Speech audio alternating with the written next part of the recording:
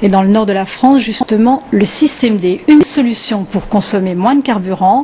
Les agriculteurs font rouler leurs tracteurs avec un moteur alimenté pour moitié de gasoil et moitié d'eau.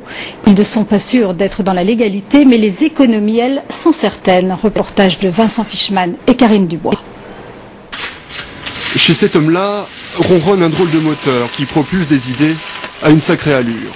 2 ans déjà qu'il s'active autour d'une alchimie fine. Comme une idée fixe, comme une idée folle, faire d'un moteur diesel un moteur à eau, ou presque. Au départ, des plans sur Internet d'un Américain dénommé Pantone, un système sur le papier, mais qui en vrai ne marche pas encore. Alors Albéric a creusé et un matin a trouvé. J'étais comme un papa qui venait d'avoir un enfant qui vient de naître, un peu perdu et conscient d'avoir vraiment dans les mains quelque chose d'important à avoir à offrir à l'humanité tout entière. Cette force inimaginable qui fait qu'un litre d'eau peut remplacer 13 litres de gasoil, jamais je ne pouvais penser arriver à de tels résultats. Ce matin-là, ils sont une petite centaine chez Albéric, la plupart agriculteurs.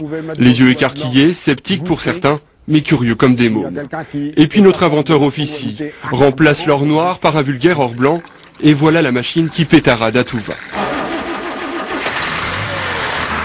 Explication technique, sur un moteur toute la chaleur dégagée est perdue.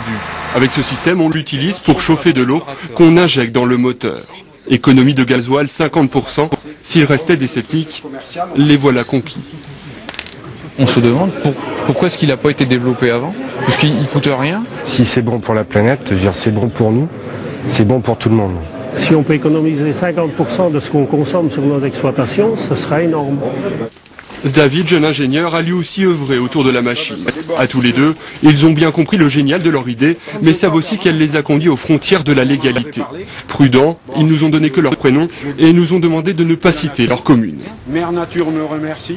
Il n'y a pas de secret, tous les plans sont sur Internet. Donc... Mais malgré tout, ça peut déranger des gens. Ah oui, ça peut déranger des gens, oui. Qui est-ce que ça pourrait déranger? Ceux qui gagnent de l'argent avec le pétrole, par exemple. On peut même commander des pièces sur Internet et faire le tout à la maison. Ils auraient même réussi à l'installer sur une voiture.